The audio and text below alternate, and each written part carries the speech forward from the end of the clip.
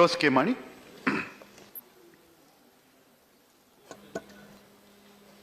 Thank you, sir. Okay. Thank you, sir.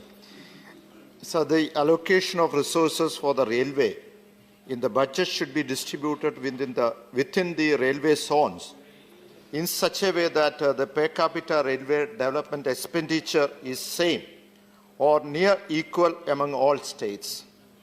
So the railway should create an index or set of indexes to access the regional allocation of railway funds among the states. So coming to the state of Kerala, as you know, the state of Kerala is a small state and thickly populated. There is no village, there is only extended cities.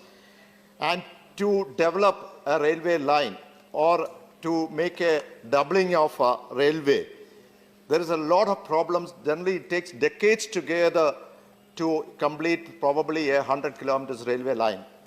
Mainly because the cost of the land is very, very high. Probably it is the highest in India. Secondly, it is thickly populated. The dislocation of the people is on a very high rate. So always there is an agitation whenever the new line or a doubling takes place. My request to the government of India is that places like Kerala, you should think of having elevated rail on the existing rail line, maybe a viaduct form, so that there will be no dislocation and the project can be completed at the early stage itself. And coming to another point in Kerala state, you see the railway line. Still there throughout the state, there is no doubling has not been completed. It's been going on for last probably in the 2.5 decades, almost 25 years.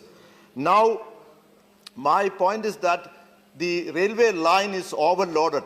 Probably it is more than 125%. That means where the 100 rail trains should be run, more than 125 trains will be running on in the existing railway, existing rail lines. My request is that we should have in places like Kerala fully automated switching system, so that the cost of the land acquisition comes down. The project can be completed in the stipulated time. At the same time, if 100% the load can be improved on the existing line itself. And moreover, more trains can be run on the existing line and the passengers also will benefit.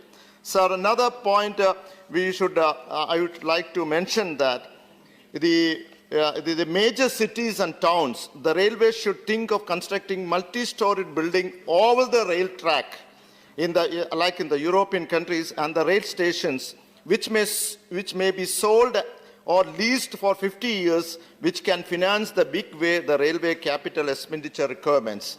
So another point which I'd like to mention is that the railway should introduce, like in Kerala, we have the Vernar or Vanchinad model, sitting only overnight AC trains between Bangalore and Chennai to various Kerala destinations like Kottayam, Kollam, Trivandrum, Ernakulam, Kozhikode, and Kannur, which can reduce the load on interstate road transport.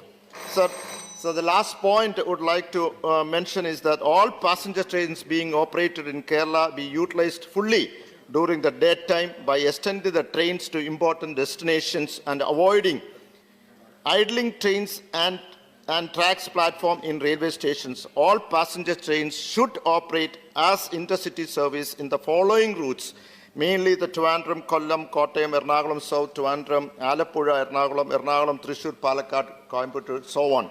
So I conclude by saying that there are few projects which has been completed in Kerala, which has to be inaugurated by the government of India. And recently it was announced that since the minister is busy, he will come to Cochin and we'll have a video conferencing, and through video conferencing the project will be inaugurated. One of the projects was in Kottayam, in my constituency. It is a multi-for parking. That was one of its kind in Kerala, but it was rescheduled probably because of the arrival of the American President Trump, and the minister did not come. My point is that whenever such inauguration takes place, the Member of Parliament do not know about it. I request the government to let us, the Parliament members, should be known to be indicated or informed in prior such a inauguration takes place. Thank you, sir.